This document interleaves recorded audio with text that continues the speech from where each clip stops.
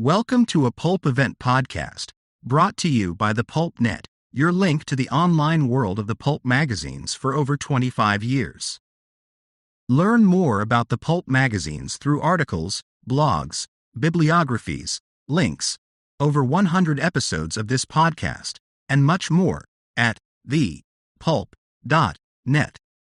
In this Pulp Event podcast, Morgan Holmes, an expert on fictioneer Robert E. Howard and his works, discusses sword and sorcery stories appearing in Weird Tales.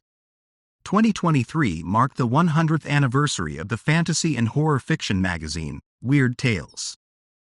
This podcast was recorded on August 3rd at PulpFest 2023 in Pittsburgh, Pennsylvania.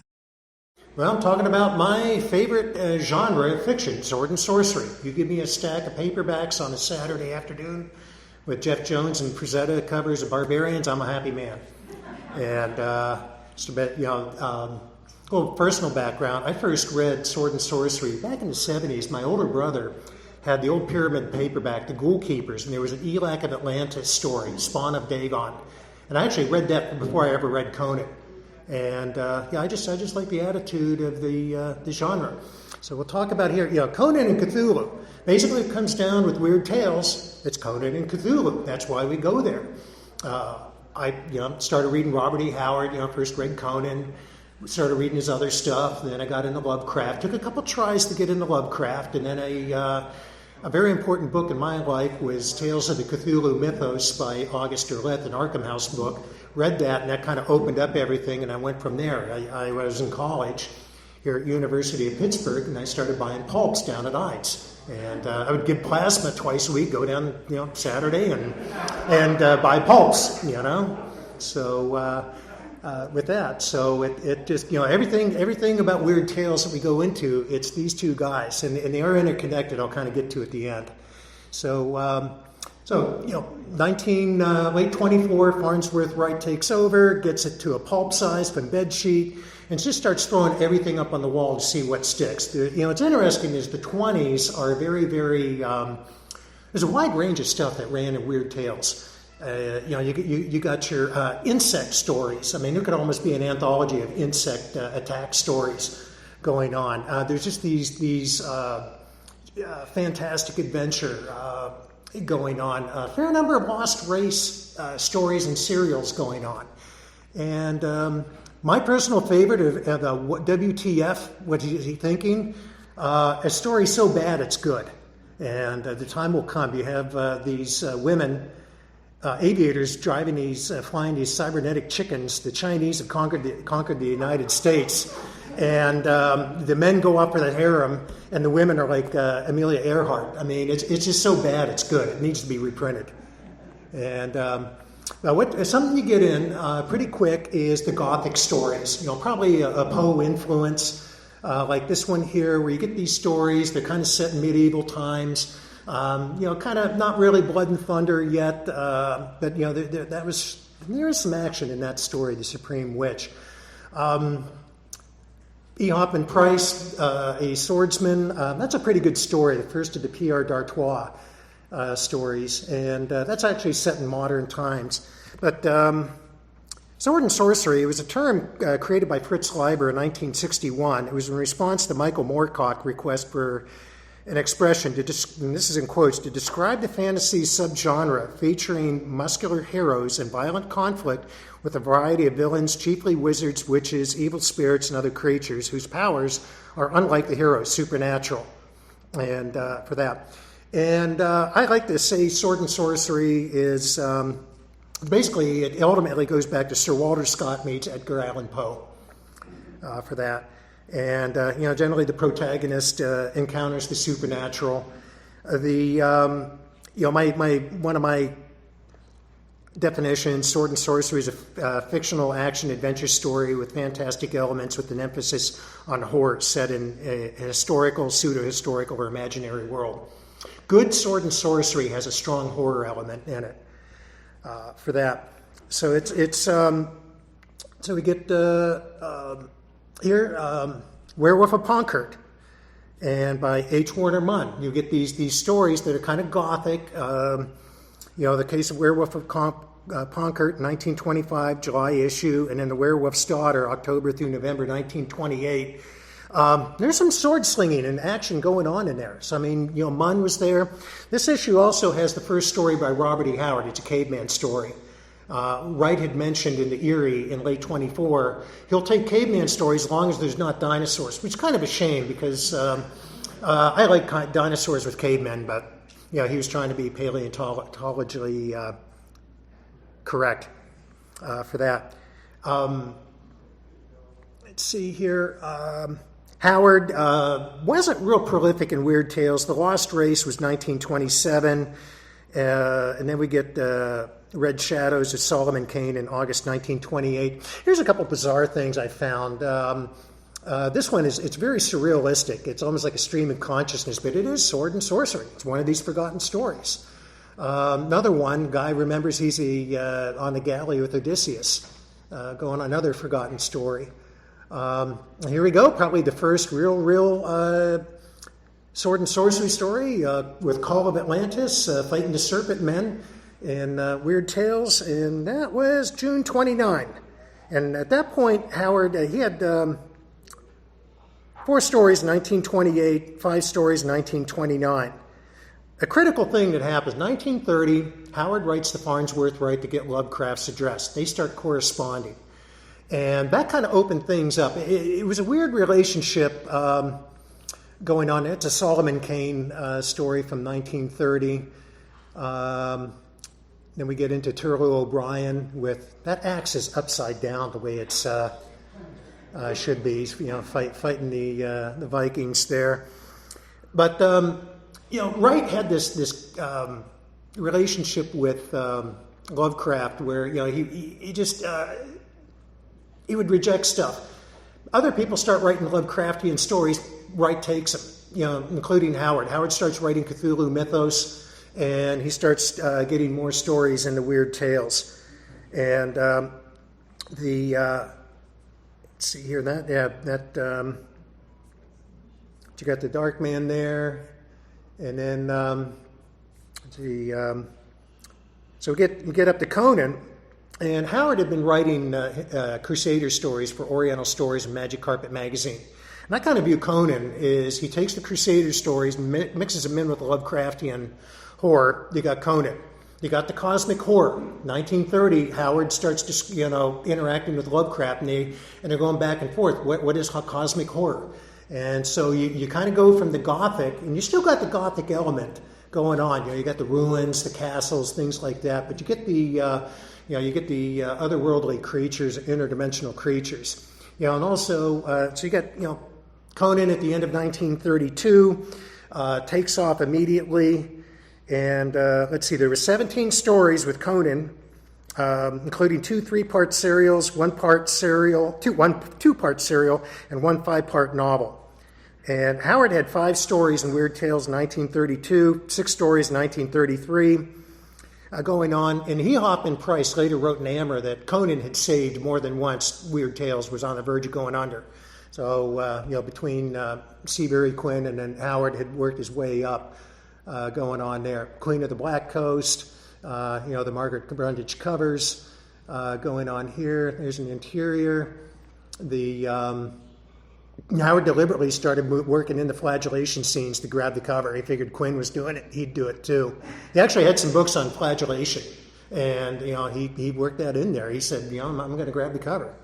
And Which Shall Be Born, that's a story where Conan gets crucified. And again, you got a Lovecraftian beastie going on that Conan takes out at the end there. And I think that's Hugh Rankin, if I'm correct. And Devil in Iron, the first Robert E. Howard story I ever read, and I have a fondness for it. And here we go, People of the Black Circle, very, very well thought of story. The interior there from that. Another flagellation, Shadows and Zambula. That's almost like a serial killer type thing, if you were to switch it to like a seedy hotel in some out-of-the-way place, because this guy's bringing people into this inn and doing very bad things for that. This is from Hour of the Dragon, which is the only Conan novel. And what happened in 1934, Dennis Archer, publisher in England, had inquired about having Howard, and he sent in for this anthology. They weren't doing that. He began working on Almeric, which has been left unfinished, and my personal belief is Otto Binder finished it later on, looking at textual analysis. And then Howard wrote Hour of the Dragon. Dennis Archer ceases publication, so he's left with this novel. He ends up sending to Farnsworth Wright. And it was over 5 periods from late 35 into 1936. You don't see this illustration too often. That's why I scanned it in for that.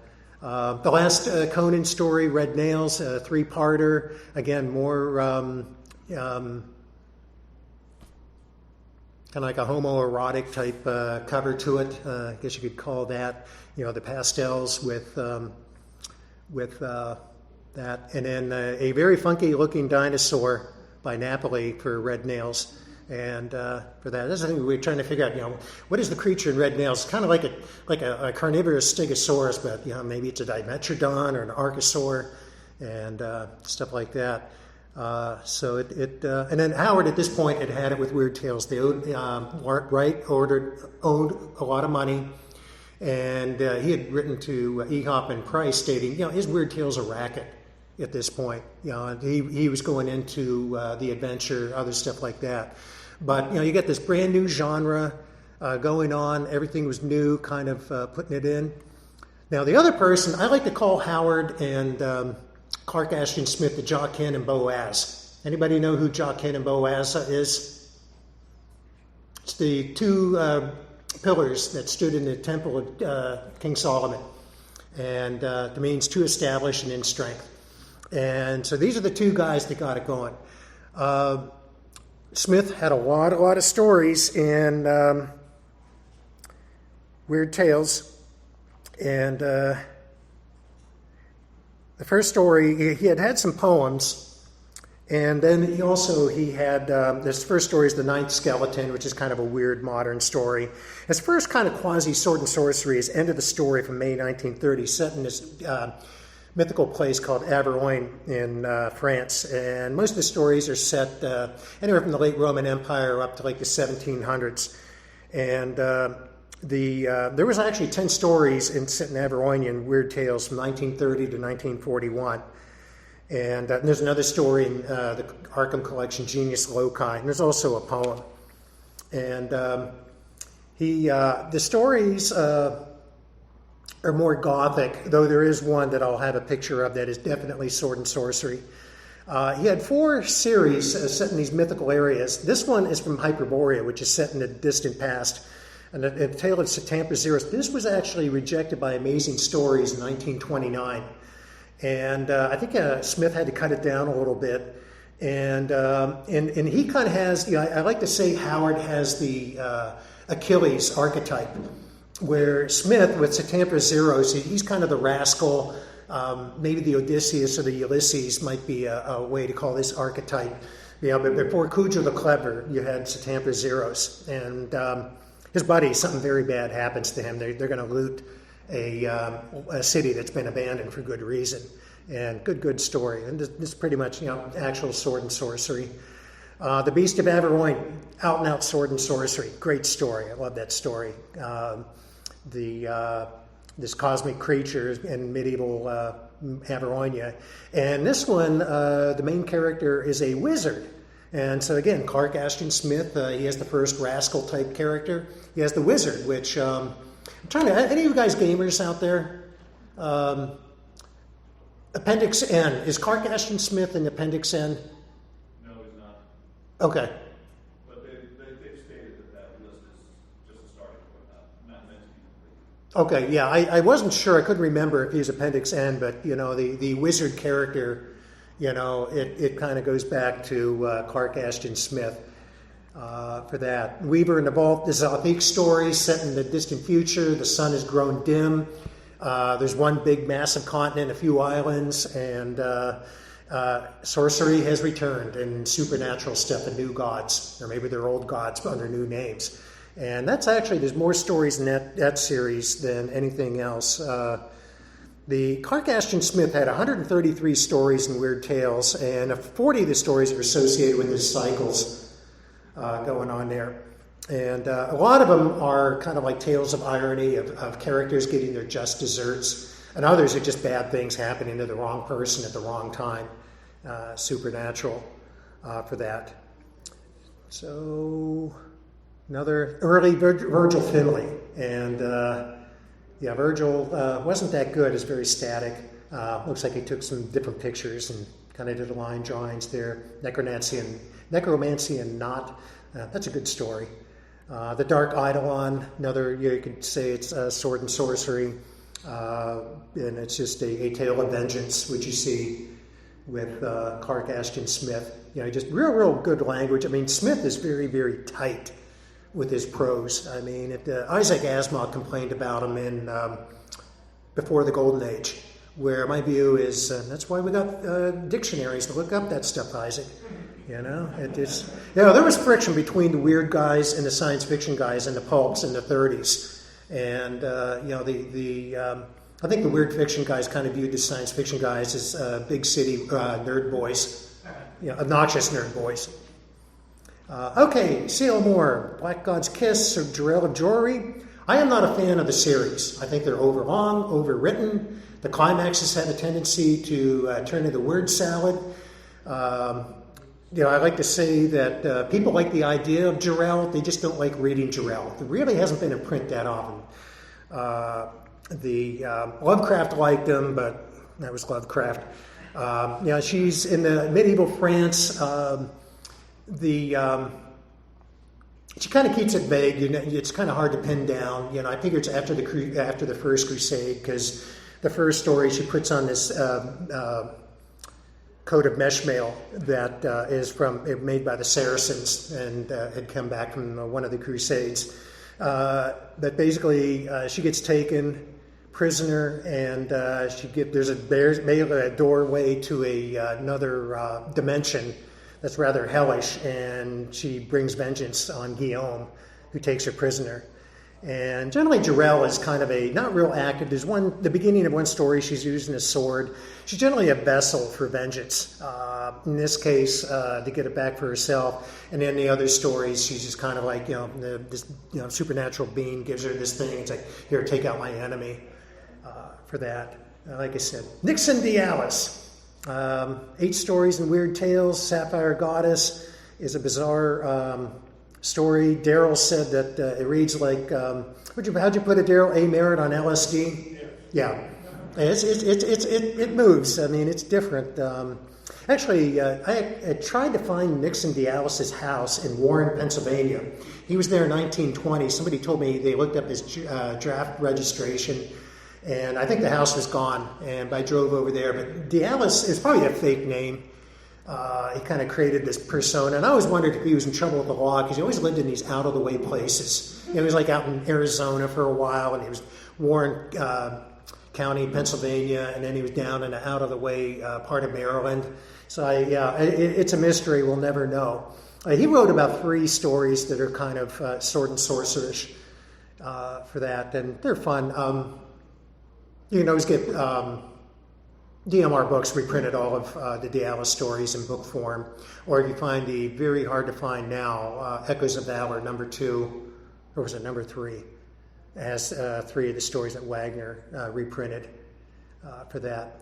Not Lovecraftian at all, just off in its own tangent, just very, very unique for that. Magic Carpet Magazine. I used to correspond with Hugh Cave. And back in the early 90s, I asked Hugh in a letter, I said, hey, did you ever write any historical adventure? He said, yeah, I had one called The Desert Host. A couple months later, I get a photocopy of it from Hugh. And this is set in Babylon. Had he had just a little bit of supernatural, it would have been sword and sorcery. I mean, it has the feel of it. And one of the best ways of killing off the villain I've ever seen in a story. And that's a story that deserves greater just to be known and reprinted for that. Robert E. Howard dies 1936, death by 380 Colt pistol to the head. Clifford Ball writes the Weird Tales saying something needs to be done. Some people were asking, hey, maybe we ought to continue Conan. Farnsworth writes wisely said no way. So you got Clifford Ball is this fan turned writer. His first story, Do Are the Accursed, was there. He gets his first cover. This is Virgil Finlay. Looks like Johnny Weissmuller. Very, very posed. Not a bad story. Ball had good atmosphere. Action scenes were a little clunky. He only had 3 sword and sorcery stories, 6 total in Weird Tales. It's just a shame that he didn't get a chance to do more. H. Warner Munn said in the 70s in an interview with Jessica Amanda Salmonson that when Wright was gone in 1940, Dorothy McGilwraith pretty much purged a lot of the Wright writers. And so maybe Clifford Ball was part of that purge. He served in World War II and then he drowned in 1946. So it's one of those what ifs that he maybe got back to writing for that. And DMR Books has reprinted his stuff. Here's a Virgil Finlay one from The Goddess Awakes, the second story about Rald IV. He's a mercenary instead of a thief. He's kind of following the Conan template of thief to mercenary. Then we get Henry Kuttner. Kuttner and Robert Bloch carried Weird Tales in the late 30s, after Lovecraft was gone and Howard was gone. And Smith pretty much quit writing. His parents had died. He didn't have the need to have to write to make money. Kuttner had written 2 stories, he said, about Alfred of Wessex. I'm assuming Alfred the Great. And Wright rejected both of them. And so he dashed off Thunder in the Dawn, he said, as a parody of The Wandering Swordsman. So I don't know if he had in mind like Dumas or maybe Raphael Sabatini, or if it was Conan that he was, thought he's parodying. I really don't see the satire in the stories. There's 4 stories. Thunder in the Dawn is a 2-parter, and it's a kitchen sink set in ancient Atlantis. Here we got Virgil Finlay using Errol Flynn as his model, and that's probably my favorite Elac of Atlantis story. The stories are boilerplate Warner Brothers historicals. If you've ever seen Errol Flynn as Robin Hood, when you read the stories, that's what it looks like, is the costumes and the like. I think there's Vikings in one story. Kuttner liked Vikings. But they're not bad. Actually, the supernatural element, very Lovecraftian. That's probably the best part about it. Elac is kind of, not a lot of characterization. He's just kind of described as lean and wolfish, and that's about it. He looks different in the different things. And that's a nice interior there. I think that's Beyond the Phoenix. And the last Elac story, a couple years later, it was actually announced in 1938. And obviously with the shakeup at Weird Tales, this got delayed. And this is one of the Wright holdovers in the McGilwraith era. And he's just kind of, they had this barbarian cover that they used for that. How many people knew that Robert Bloch wrote a sword and sorcery story? Probably none of you. I do. And the Dark Isle, 1939, Bloch had a fascination with druids. And this is about the Romans attacking the Isle of Mona, where the druidism. Was that Agricola, Daryl, that led that? Was that Agricola that led the attack on? Yeah. For that. It's a good story. I mean, Bloch actually, he had another story about druids and strange stories that's set in Rome. I think, I'm trying to remember if that's with Tiberius or Caligula. But, he actually, at that point, 39, Bloch was trying different, there's a pirate story, a weird pirate story in 1939, a Weird Tale. So Bloch was experimenting with different type of stuff, kind of coming out from the Lovecraft shadow. And for that, you can see Virgil Finlay's getting better here. And for that.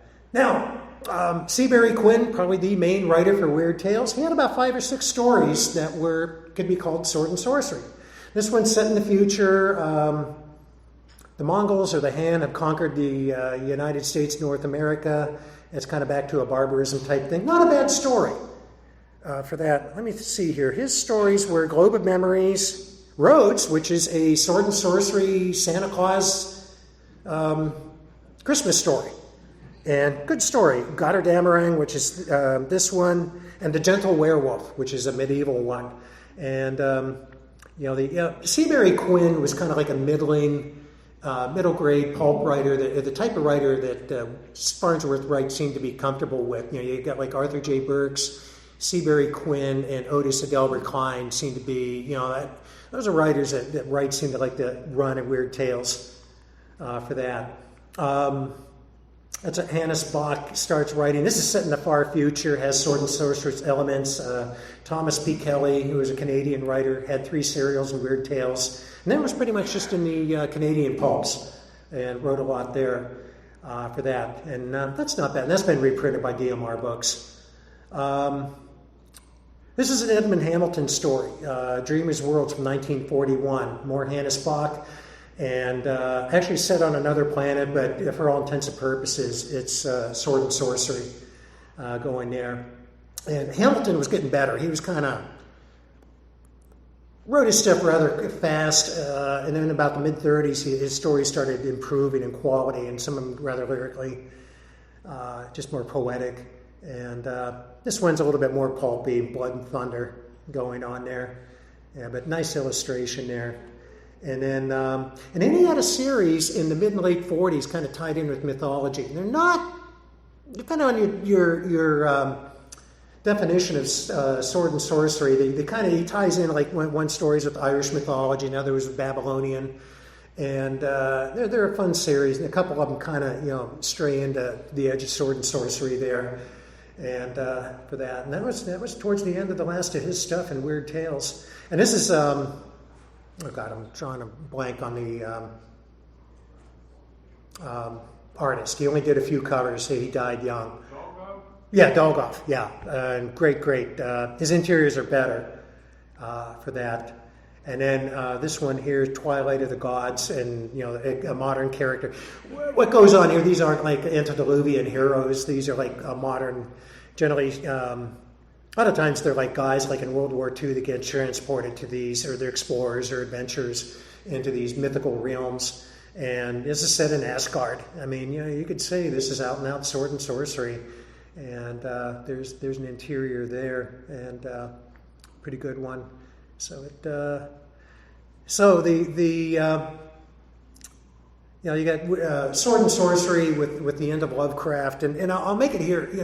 Sword and sorcery is, you got the shadow of Lovecraft in the background, his ideas. You have Howard running with it, and then Clark Ashton Smith with the cosmicism moving in, and C.L. Moore, her stuff has a Lovecraftian element. Henry Kuttner also, so Robert Bloch with all these. So it's kind of like you got Smith and Howard, but you got like Lovecraft sitting behind him. With their letters and everything. And Lovecraft eagerly would incorporate stuff in his stories. He'll mention like Hyperborea, in The Shadow of Out of Time, he mentions Cromya, the Cimmerian chieftain from 10,000 BC. Clark Ashton Smith has the Double Shadow, which is the cursed relic from the Serpent Men that fought in the Serpent Kingdom. So there's this borrowing back and forth going on here, and but you do see the influence going on. Unknown ran some sword and sorcery. You got Norvell Page, Fritz Leiber. Oh, and Farnsworth Wright rejected Fritz Leiber. He rejected Adept's Gambit, which I'm not a big fan of that story. It's a little overlong, I thought. But it is surprising, if anything else, that ended up an unknown was rejected by Wright. And just one of those blind spots that he had for that. But then you got the Jack Williamson Theseus novel, that's Sword and Sorcery and Unknown. But you see in some of the science fiction showing up in the science fiction pulse, the influence of Howard. Lee Brackett, Gardner Fox, and Poe Anderson. I mean, you'll read it in. You'll like Sword of the Seven Stars by Gardner Fox. It reads like a hungover Robert E. Howard and Edmund Hamilton collaborated. And it's a fun story, though. I like the Gardner Fox stories.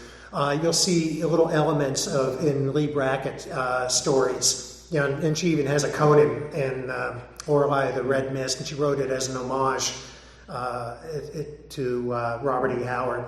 And Poe Anderson had 3 stories that are very, very Howard-esque. And this is the one he was ashamed of. He would never allow to be reprinted, The Virgin of Elkarion. And it's just straight out blood and thunder. And Anderson would do a little hand waving, throw an extra moon in the sky. Maybe a little bit of pseudoscience instead of out and out, Lovecraftian supernatural or cosmicism going on. But you can see the effect of Howard going on in Planet Stories. And there's another bonkers one, Bryce Walton, who wrote a lot for wrote a lot of westerns, and he was like in Manhunt magazine and Alfred Hitchcock's in the 50s. And he has this gonzo story called Princess of Chaos, and he has this half Martian, half human barbarian thrown into the arena in Venus, and he cuts his way out, and he's in the swamp, and this giant bat attacks him, and he goes up and kills the bat and cuts off its wing, and then kills this giant snail and makes a boat out of this snail shell and his bat wing. And it's a story that needs to be better known. It's so bad it's good.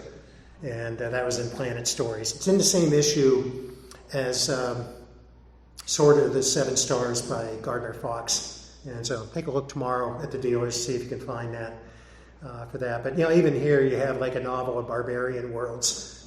So there was, and I think this was when after Peacock was gone, it was the science fiction writer wrote It's a Wonderful Life or Twilight Zone. Jerry Bixby. Yeah, I think it was Bixby was the editor here, and so you'll see more of this type of stuff. They're like around 1950 to 52 and issues of, I was eagerly about 30 years ago buying issues of Planet Story, just going through and reading them and looking for pseudo sword and sorcery stories in the magazine for that. And and then you got the dead point because of science fiction, and you might have a little bit there with the C.L. Moore and Henry Kuttner science fantasy stories and Startling.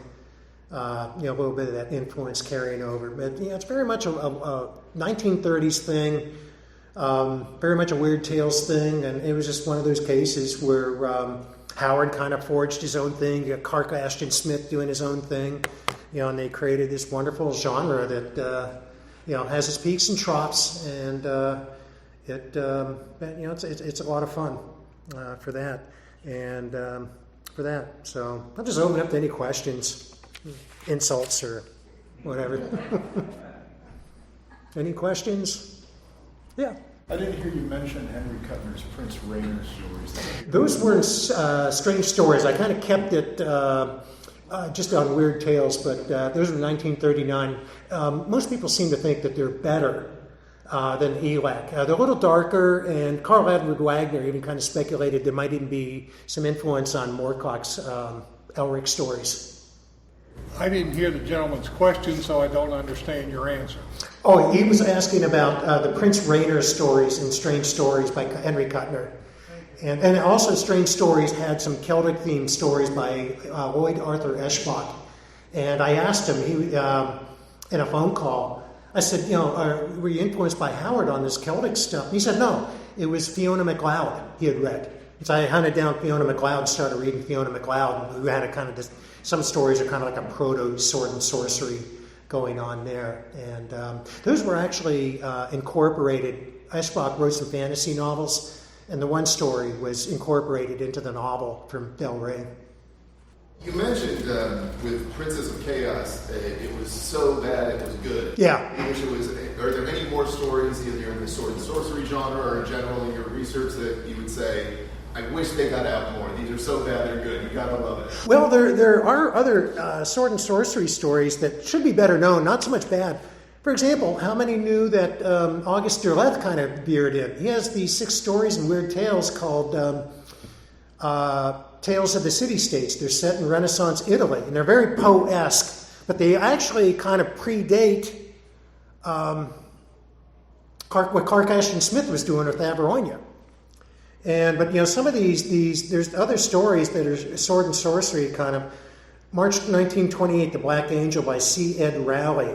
May 1928, Melchior Makes Magic by Charles Henry McIntosh. There's one, Signy Toxvig, The Devil's Martyr.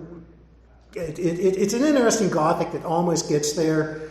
Battle of Toads by David Keller in his Cornwall series. Those are more like kind of based on James Branch Cable, kind of more of a different type of style. It's not that heavy brooding type thing. The Land of Lur by Edward Leaston Bell. The Galley Slave by Lieutenant Edgar Gardner. Prince Borgia's Mass by August Derleth. The Red Sail by Charles Hillen Craig. It's a Viking story from October 31 from Weird Tales. And that's the same issue that includes Gods of Bal Sagoth by Robert E. Howard. And The Laughing Duke by Wallace West. And The Last Magician by David H. Keller. So, I mean, there's almost enough just these one-shots. You could almost fill out a small paperback for that. And especially if you're to do all the August Derleth stories. So there's stuff, and I'm still searching. I mean, my big area is going through 1940 blue books. I mean, there's a guy, Paul K. Johnstone, that wrote stuff set in Dark Ages Britain that is almost sword and sorcery, and for that. In reviewing all these stories, did you see any thematic developments or evolutions during this period? I would say mainly the Lovecraftian element. Once Howard got going with Conan and Smith got going with Hyperborean Zothique, you get that cosmic horror element creeping in, as opposed to, like, say, 1928. It's almost like a Poe Gothic imitation, and for that. So, I mean, like I said, the shadow of Lovecraft is, you got Smith and Howard in front, and you got Lovecraft behind, even though Lovecraft never really wrote a true sword and sorcery story, but the influence is there. Anybody else? You just mentioned an author that you said was reminiscent of James Branch Cabell. Yeah, that's David H. Keller, The Tales from Cornwall. Keller. David H. Keller. Dr. David H. Keller. Yeah, Daryl. I want to suggest another place where you might want to look. Fantastic Universe magazine. Yeah, there was a few in the 50s. There are a few, but the thing is, the ones we know about are things like The Valor of Captain Vera by Poland. Yeah. And the various DeCamp Conan things. Yeah. But there are probably a few things in there by writers that nobody remembers. Oh, yeah. I used to go through the Cockcroft at the libraries and go through story titles and write them down in this spiral notebook that I had. This is 40 years ago I was doing this. And say, like Gardner Fox, Sword of the Seven Sons. And I'm looking at it, he's like, man, this could be sword and sorcery. It's Gardner Fox, and the story sounds like it. So yeah, there's still stuff. Like I said, I'm trying to make my way through Blue Book. There's some unknown writers that they're kind of more historical, but boy, they're right on the edge. There's this guy DeWitt Newberry wrote these Viking stories for Blue Book and Adventure in the 40s, and I think most sword and sorcery fans would enjoy reading them. I always got Dave Ritzlin emailing me, wow, what do you got for me now? Yeah, right in the back. You've done a really great job of sharing how the stories that were written were relating to their time that they wrote the stories. Are there any that come to mind for you that just didn't fit? They were too far, they were projecting too far, that just seemed like the audience didn't get it, but now seems applicable? It's kind of hard to say. Robert E. Howard, it took a little bit to break in. I think he had built his audience. So I think there was a lead-in time. Nothing that jumps out at me that was just so far ahead. It just like I said, Ehop and Price said Conan saved Weird Tales more than once. He's popular. Yeah, it was probably the most popular character next to Jules de Grandin in the mid-30s. Like I said, you got these Gothic stories that are kind of more backward-looking. Maybe it's Thomas P. Kelly, A Million Years in the Future. I mean, that's pretty gonzo. And that's only been reprinted recently. So, though Kelly wasn't that great of a writer. You get the benefit, you had Smith that was a poet. Robert E. Howard was a poet. They had a way with working with language in a beautiful way. Kuttner's a little more clunky. Clifford Ball, it's just a shame, that he was a fan writer. And he had 3 stories and, what could have been, as far as that. But, Yeah, but nothing really jumped out at me that was just, probably there could have been stuff that Farnsworth Wright rejected. And actually that one that I mentioned by the Edward Earl Leaston Bell, The Land of Lure from May 1930, is a very stream of consciousness. It's almost surrealistic. I mean, that could be one. And I think that was only about the only story. He had only like one or two stories in Weird Tales. You had the Hugh B. Cave story for Magic Carpet. Yeah. And Howard, I know, was in Magic Carpet. Yeah. Maybe even when it was called Oriental Adventures. Was it just money that Wright pulled the plug so fast on that magazine in less than 2 years? Repeat that last part? That Farnsworth Wright just dumped it and shut down the magazine in barely 2 years? Was it just money? Oh, no, it lasted about 4 years. Yeah, it limped on from 30 to 34, but it was just, you got the Depression going on. I think he was trying to jump in, like Far East Adventures and these more niche adventure type things. It's an interesting magazine because you got Weird Tales writers writing adventure fiction. And one I would love to track down, it was Kirk Mashburn wrote a historical called The Sword of Midian, and it was supposed to be in the next issue of Magic Carpet, and it never did. He started working on it in the 60s to turn it into a novel, and Glenn Lord saw the manuscript, he told me, and then Kirk Mashburn died, and I actually tried to track down his kids, and I wrote a letter to one, but I never got a response back to see if the manuscript might still exist. Be an interesting oddity to track down. When you were doing your research, did you notice any difference between how the stories were characterized or how they were themed between whether a man was writing them or a woman? Like, did C.L. Moore write Sword and Sorcery differently? Oh, very much so. She's very feminine. They're captivity stories. And the way she went about, I mean, Jarrell was constantly getting abducted. And I mean, I kept thinking of when I reread them about a year and a half ago, and it was a painful experience. And like I said, I'm not a fan of the series, but I kept thinking of the Sheik. I mean, I really wonder if C.L. Moore had read that, because Jarrell's constantly getting abducted. She's supposed to be this hellish redhead and the like, and it's like, as a friend of mine said, Guillaume took her and treated her rough, and she liked it. Because in the second story, she feels bad what she did to Guillaume. She said, "Oh, I love him," and she tries to undo it, release him from the curse. Thank you. You've been listening to a Pulp Event podcast, brought to you by the Pulp Net, your link to the online world of the pulp magazines for over 25 years. Learn more about the pulp magazines through articles, blogs, bibliographies, links, over 100 episodes of this podcast, and much more at thepulp.net. Also, look for the Pulp Net on Facebook, Instagram, and Twitter. Thank you for listening, and keep reading the pulps. This Pulp Event podcast is copyright 2023 by William P. Lampkin. All rights reserved.